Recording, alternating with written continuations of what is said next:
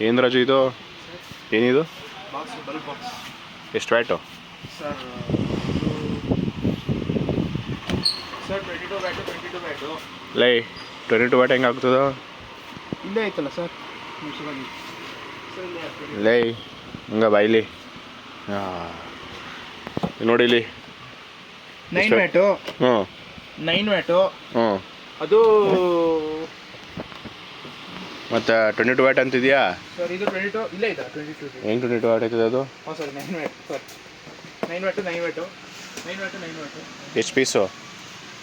sir ಒಂದು ಬಾಕ್ಸಲ್ಲಿ ಎಷ್ಟು ಪೀಸ್ ಬರ್ತದೆ ಸರ್ ಬಾಕ್ಸ್ ಅಲ್ಲ ಹಾಂ ಸರ್ ಬಾಕ್ಸಲ್ಲಿ ಸರ್ ಬಾಕ್ಸಲ್ಲಿ ಕರೆಕ್ಟಾಗಿ